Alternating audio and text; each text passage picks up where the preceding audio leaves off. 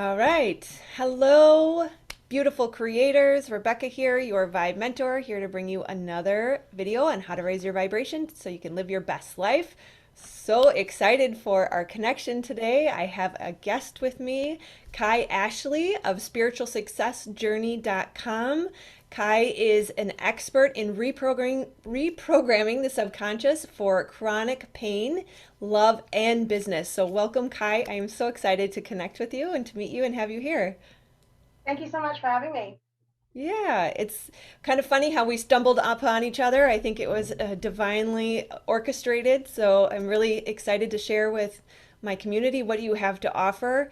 We talk a lot about mindset work and how our blocks either in our mind or our body, because the body keeps the score, how that prevents us from getting from where we are to where we want to go, and that oftentimes these blocks can keep us from our life purpose because we are perfectly imperfect for our purpose. We need to start to embrace who we are fully, and sometimes that requires removing those blocks that get in the way. So tell us more about what you do and how you help people.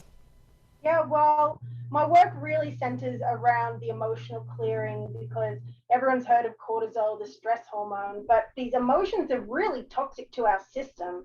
And growing up, we've been taught to suppress our emotions, to swallow the tears, to toughen up and to just move on and cope. And so many of us, we had to cope and we have, but then we get trauma, which, as you know, goes into anxiety and depression and, like OCD and all these issues. But then it also, when it gets really bad and the issue isn't addressed, it compounds into physical and chronic pain. And I've found that that also closely relates to boundaries, communication, and relationships, and actually moving forward with your purpose. So it's a real trinity with my work. I don't just help people with chronic pain or business or relationships. They all go hand in hand. You can't actually have one without the other with this method. So, yeah, I help my clients really heal all areas of their life that are really important. Yeah, and you have such a unique set of skills that I've not heard combined together. And we've talked a little bit about EFT on my channel. Certainly, breath work is a massively impactful exercise that I still need to do more videos about. But this is the first time I've heard of anyone combining EFT with somatic work that includes breath as well as, like you said, biofield healing. So, can you tell us more about how you go about doing what you do? Yeah, well, I just like in a session with the client, I'll just have the client tell me exactly what's happening. And as soon as I find an important part, usually like an emotional charge come up, we'll start working. And we'll feel wherever the pain is in the body, which could also be anxiety or any of the emotions, because emotions show up as pain, but also physical pain. If it's a physical pain, we'll just go right to where the pain is.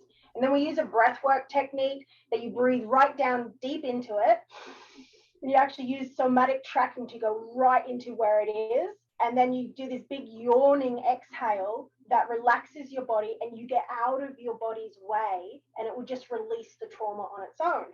But combined with this, we're also doing the advanced talk therapy method of actually talking to your body, talking to the pain, your inner child, your future self, even your past selves, whatever is relevant at the time. And we're finding out exactly what is causing it, but more importantly, exactly what is needed to heal it. And so as I guide my clients through the process, it's this very intuitive, sort of flowy process that's ends up different for everyone, but it's like a lot of moving to like get the vibration through the body, which will dislodge the trauma, like the anxiety and the pain and all of the stuff holding you back. It'll clear you up. It's like this big, like a fresh energy comes in, and you feel so high vibe by the end. Sometimes you'll feel really tired because I always explain to my clients when they're like, oh gosh, I'm exhausted now. Like, especially in the early days, it'll be like that their body's like a big bouncy castle that's filled up with all this negative energy. We just sort of like sucked all the energy out. And so now the bouncy castle will fill back up with positive energy while they sleep overnight. And then the biofield healing is just my intention. And my type of aura is like a frequency anchor. So people will calibrate to my frequency. Plus, I also mentally, and it's like, It doesn't sound like imagining doesn't sound like it's a whole big thing, but it is. Imagining is a big thing. I help imagine the healing effects in their body as it happens, and so it helps with the shift. So that's Yeah. the short version. Yes, not enough floors on the elevator for the long No, elevator pitch, right? No, and I like that you mentioned imagination as if we feel like we discount it, right? Like it's not valid, it's not important enough. But really, like I've talked a lot about on my channel, when our brain has to match the image that we feed it, right? And so the chemistry in our body is then matching the image or the imagination that we're using to flood our body with those chemicals, which again, it all is connected. So then those chemicals create the emotion, the emotion creates a vibration. And so we're sending that out. And so your imagination is part of your creative ability and it's not in any way to be discounted. So I love that you bring light to that because that's yeah, a huge piece of it. And another thing too is oftentimes people will feel like I can learn how to do this for myself, or I can just join this free, Facebook pop-up group and do it myself and not really invest in having someone help you do it. And so having that other energy, that mirror on the other side to help you see, right? Because sometimes we just gloss over the patterns or we yeah. don't recognize the thought habits that we have. And so you one need that mirror to say, wait, there's something there. And then Mm-hmm. two, that energy to entrain to. So yes, a lot of work can be done and we do have all that we need within us, but at the same time we are better together. And when we Yeah. collaborate and help each other. So do you have any more to add to that? Because I know that's a very common negative belief right now that we have to do things on our own. Which is actually a trauma response. Yes, yes, it is. Yeah, You're right. feeling like you have to do it all on your own. And I used to have that, the lone wolf syndrome, where you want to be strong, and but no one gets any points for doing it alone. And the most successful people do have help. But when it comes to this work, yeah, we should all have our own home practice. But they're called blocks because they're blocks. You can't see them. There's only so far we can go with our own inner work. Plus, a lot of, as you just said, a lot of the thought patterns that we have that we think are supportive, like, come on, you should do it, get up tomorrow and you'll do it, can often be negative when it's coming from should and a program instead of coming from your heart space, connected to God, the divine, whichever word people like, Yeah. being guided with trust and truth. And our trauma really blocks us from being able to hear that inner truth and the guidance that we need. So yeah, I just say definitely have your own home practice. I always commend that and recommend it. But there's no better investment than investing in the type of work to heal your trauma and reprogram your consciousness, because your mind is everything. It's the basis of everything that happens to you in life. Yes. As within, so without. So anything that you have not been able to fix or overcome is probably due to a block. And I love that you say there's no reward, right? You don't get brownie points for doing it alone. In fact, it takes longer and it's harder and more painful because you have to perpetuate the problem for so much longer. And like you said, the best people, the smartest people in the world have help, right? They have mentors, Yeah. they have coaches. A coach has always got a coach, right? Because we're always leveling up and we know that that's the best way to move forward more quickly when you're able to distill decades worth of effort and knowledge into days or even a session. So Yeah. awesome. And some of my clients even say how they were shocked that it was like a stretch for them to actually come and invest with me, but that once they just made it a requirement, that the money just kept showing up. And it's like one of my clients, when we started working together, she was certain she was trapped in a job that she went to school for, that she hated, gave her physical pain, anxiety, all the things. And through working together, not only was she able to quit that job, it happened in a flash. Actually, it happened, she just all of a sudden quit. She then started her own cleaning business and her own healing business, and has been able to support herself all the way. But that wouldn't have happened if she didn't have my help to help reflecting back to her that she was lying to herself about there being no way out. So I think, like us as coaches, we just help people see the solution that is always there. Yeah. Yeah, and again, it's a belief, right? It's a choice. And I want to be gentle because we say you're lying to yourself. That's the truth of it. it sucks. It sounds really harsh because we've not been taught that you have another option, right? So Mhm. you do have that choice, and it is a belief, right? So when we believe, that's again at the thought pattern that's creating everything that reciprocates from that we just mentioned. So you can shift that belief in a second, which is why she's able to quit her job in a second and start to shift into things. And so many times automatic response by default, sometimes consciously, sometimes subconsciously, the response is, I don't have the money. I Yeah. can't, right? Limit, the block is right there. I can't. Boom, you've hit a brick wall and you're going no further. But the minute you shift and say, how can I? You ask the question and you put it out to God in the universe and you say, how can I do this? I know this will help me move forward. And I get God bumps a lot. I'm a feeler. So I'm just covered in goosebumps right now. So Yeah. that's your confirmation. Just ask, how can I? And nobody is saying you have to bulldoze through and rack up a bunch of debt and do things that are not aligned with your soul. You just ask the question, how can I? And that answer will come to you. And if that person or that coaching program or whatever is right for you, it will present itself. The opportunity and the way through will present itself. So anytime you've, and I love that you use the word should because I joke a lot about don't should all over yourself. Like should is a red flag. Anytime you find yourself saying that, it's wrong. Yeah, absolutely. Right? Ask a question instead of making a statement. And that's like leaving an open door versus a brick wall. So, Yeah, like, what is the right move here? What does feel right for me? right, What is possible? Not right. like, no, I can't do it. It's like, but if you could. Right. Yes. If you were to say you could, how would you go about doing it, right? Asking is king, right? As king, ask a question and you will get an answer instead of Oh, I saying, love I that. already have the answer. So, yes. So, how does physical trauma and blocks affect our body, right? The body keeps the score. So, tell us more on your thoughts on that. Well, I mean, our body and our mind is not just connected, like it's almost like the same thing. Like our mind isn't just in our brain, it's all throughout our body. And we'll store these traumatic incidences in our body. And then we'll make decisions from that, like, oh, because this person hurt me when I was 6, at 6 years old, you made a decision, that's it, I'll never speak up again. Or that's it, I'm always going to fight back. So one of the decisions, for instance, or it could be any decision. And then this decision creates this pattern on repeat that causes the trauma to just keep getting stored in your body, in your organs, and this creates a weak spot. So when people get an injury and it doesn't just heal relatively quickly and it like stays around for months and years, that's because you had trauma there, which created a weak spot in your body, and then you injured yourself, and now you've got the trauma come up. But then people mistake it. They're like, oh no, but it was from an injury, or it just seems so random, like it couldn't be emotional. Like one of my clients I healed with stomach spasms. Every single day she woke up in excruciating pain. She couldn't even lay down sleeping all day. She couldn't even really leave the house because her stomach was constantly spasm.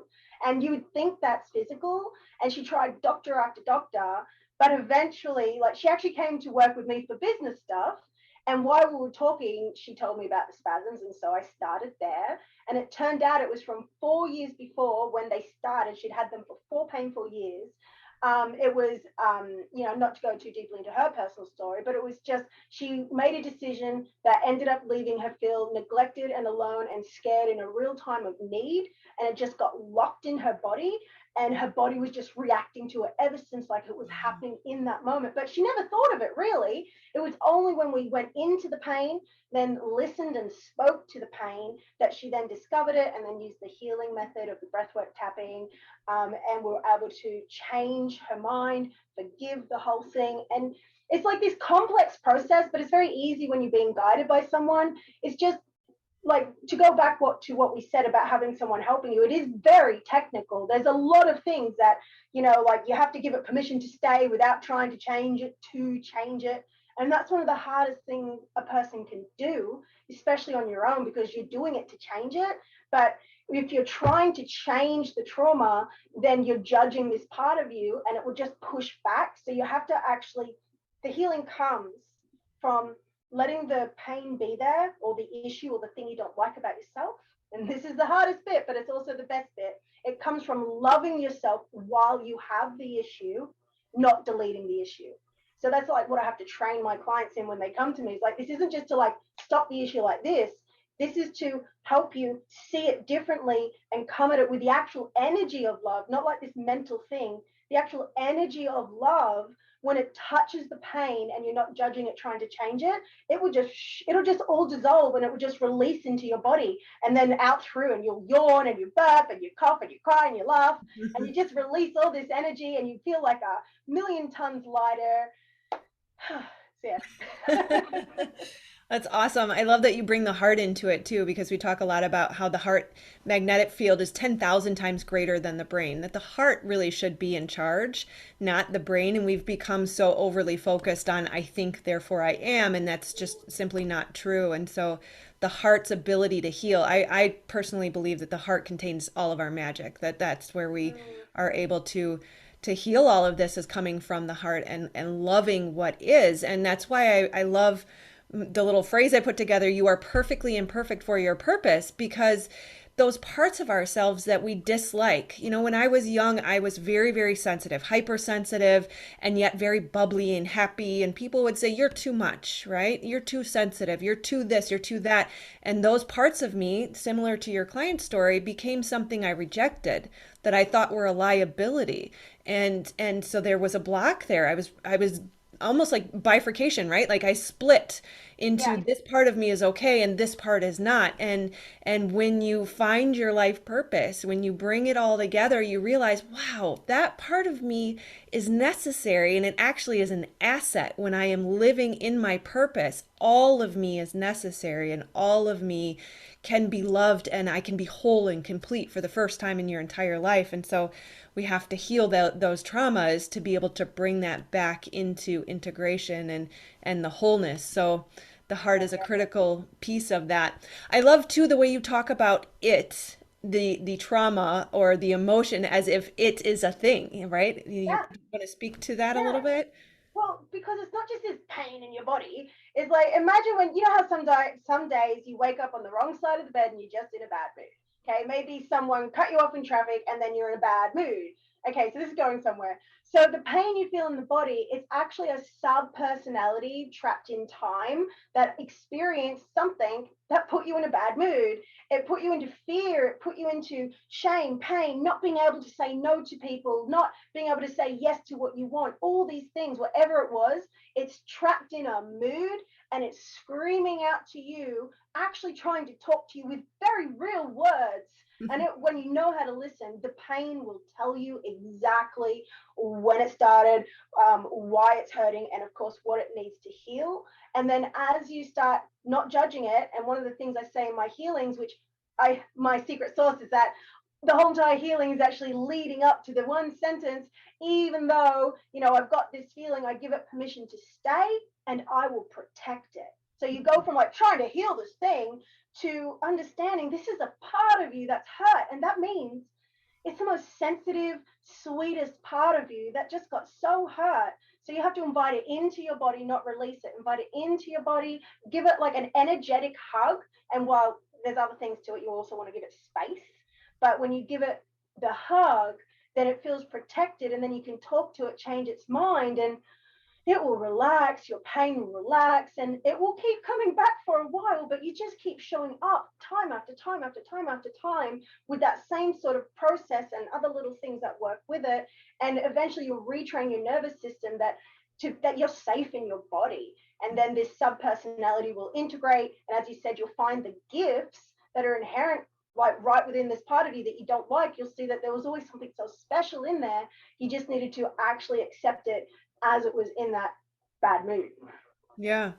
Yeah, and it almost sounds like you're saying the same thing but differently, right? That was a part of us that got wounded or rejected or ignored, and it's just looking for your love and your attention, and it wants to be heard and seen. It has a message for you, and it's almost like we've been denying our life purpose or its function in our life purpose. And so it's like that red flag going, hey, I'm here, I need your attention, can you please listen to me? And when we don't listen, it cries louder and louder and louder.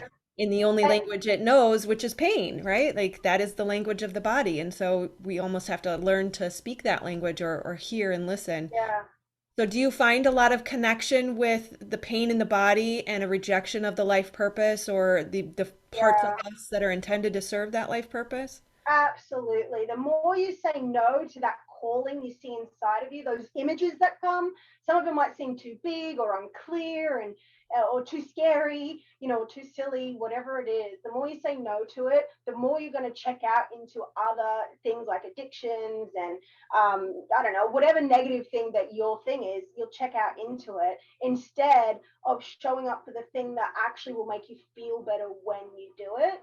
So yeah, I find it's completely related. And when you learn how to listen to these parts of you, often they will be telling you, it's okay to trust. You need to trust. You need to say yes. You need to move forward, and it's your body begging you. And just to like touch on that last point, not only do the parts want to be acknowledged, but it's that we were rejected and then we took over the job of rejecting that part of us because we decided that it was so awful and we blamed ourselves, we're so ashamed that we were rejected, hurt, called those names, that we took over the job because that's how we were spoken to. And then we talk to this part of ourselves telling it that it has to change, and then you're just rejecting yourself all over again. So it really is like a process. It's not something you can just do in one day, but you just keep showing up with love and then saying yes to the images that you see inside, taking that one little step. You don't even have to know you can't know all the steps. You just know the next step. You Right. take the The next next step, step. and then the next one will be revealed. Yeah. Yeah, that's beautiful. It's amazing how it's all interconnected. And I love that you mentioned addiction as well, because in my work, especially depression and addiction are one of the two biggest issues that people are struggling with. And it could be addiction to, drugs and alcohol, but it could also be shopping or social media or we are so crafty and so intelligent and so skilled at figuring out how to deal with this pain of Yeah, living a life we are not meant to live. And it's collectively an issue across the globe. Depression is on the rise, anxiety is on the rise, suicide is on the rise. Obviously, medical pharmaceutical companies are doing quite well. The increase in all of the medications, and all of this is these layers of coping, right? Because we're yeah, stuffing these things down and we don't know. Nobody knows how to get out of it. How do we get out of this corporate job I feel trapped in that makes me unhappy?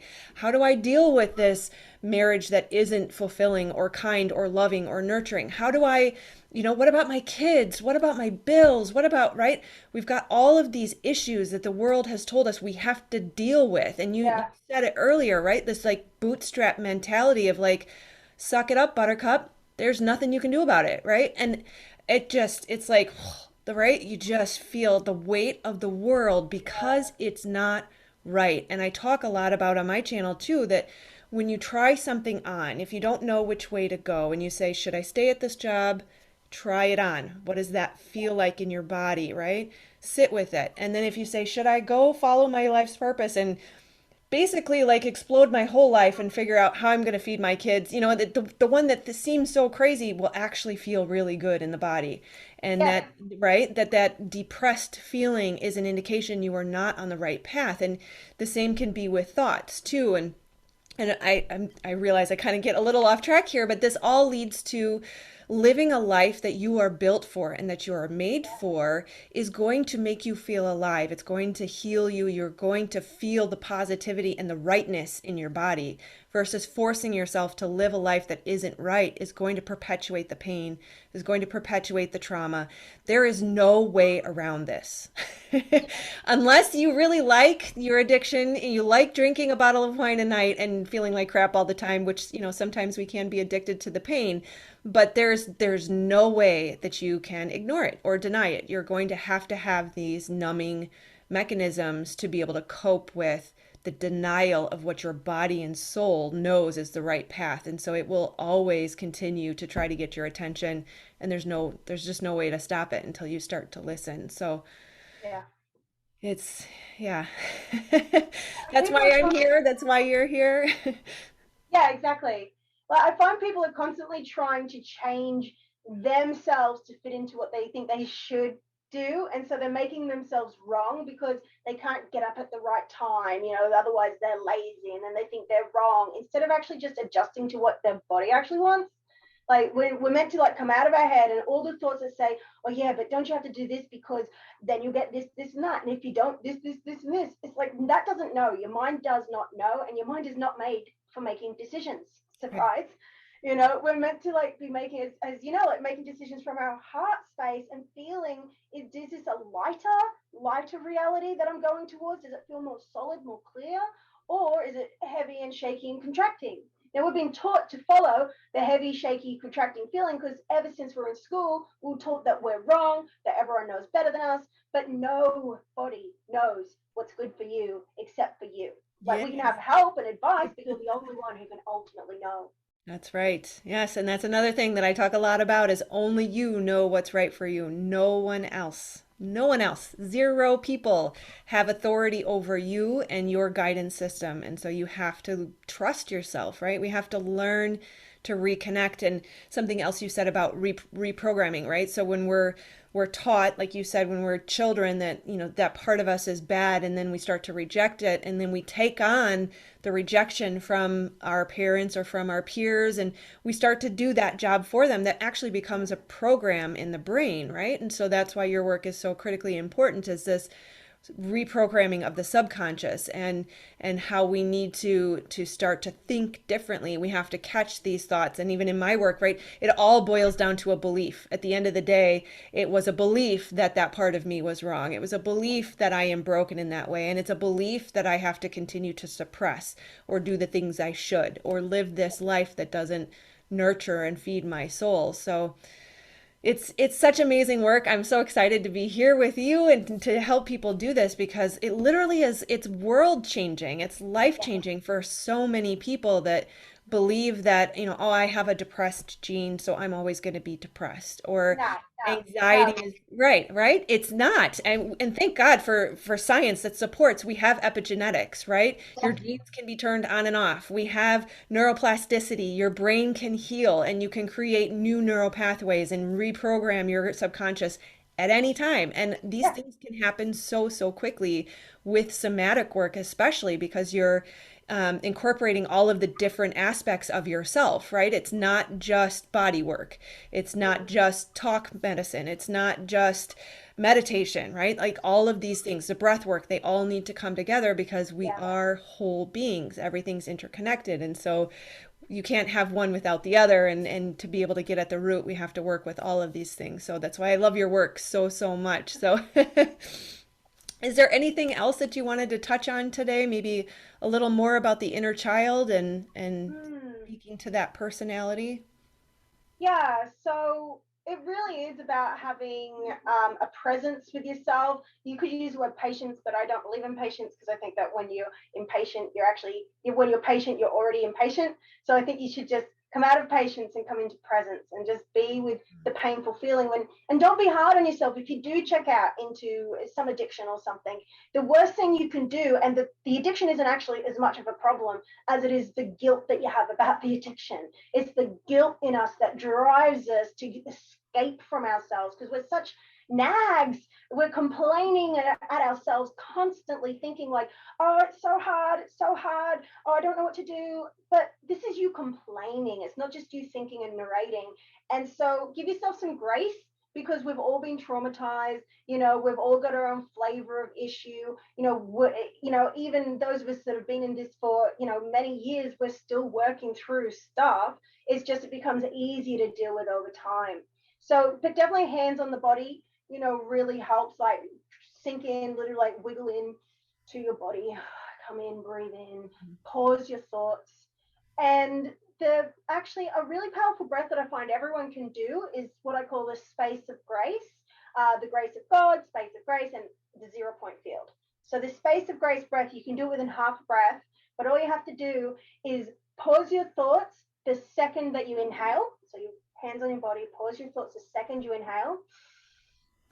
Hold at the top, float, and at the same time, feel the spaciousness around your body, relaxing your shoulders, feeling the spaciousness, and then sigh, relaxing your belly button.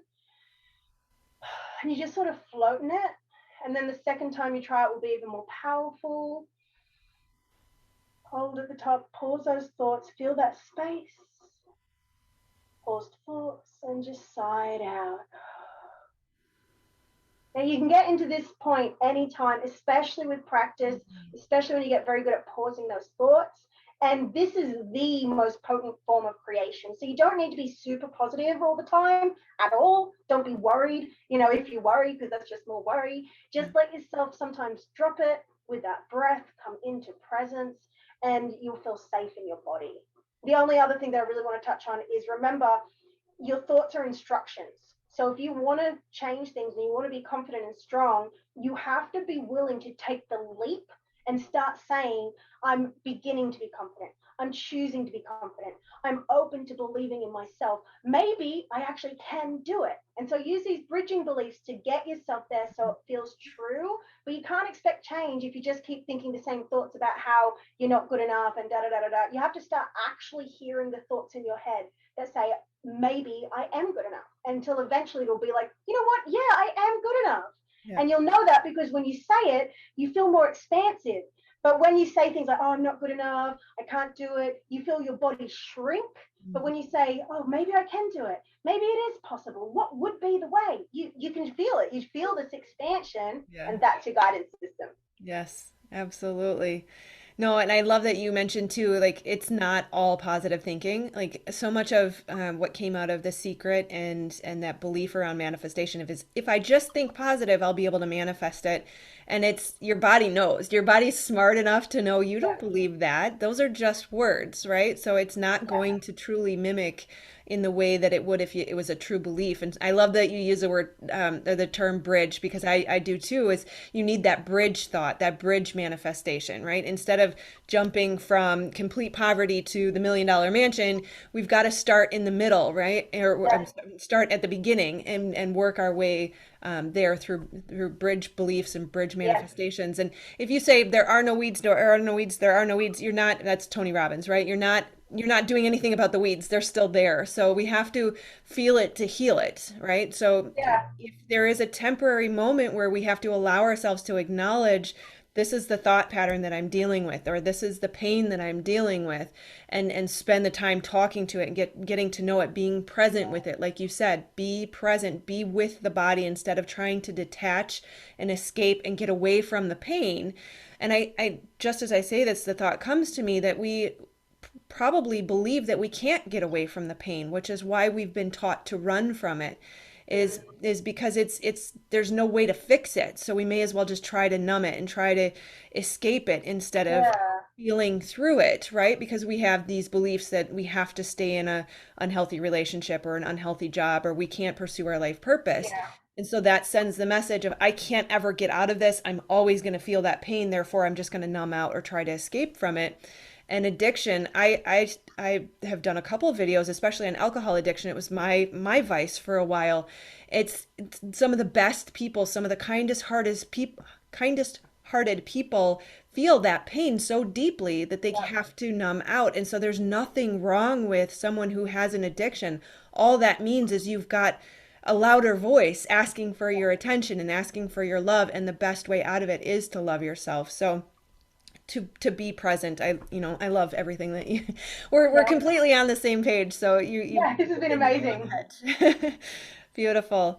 Well, I have really, really, really enjoyed my time with you. I probably would love to speak again. I'm sure our audience will have lots of great feedback. So thank you so much for spending the time with us. And I will link below. You can find Kai at spiritualsuccessjourney.com. Otherwise, I believe you're on Facebook, Instagram, YouTube. So we'll have all the links in the description below. So Great. thank Thank you you so so much much. for having me, Rebecca. Yeah, thank you, Kai. It was such a great time. Thank you. Take care. Namaste.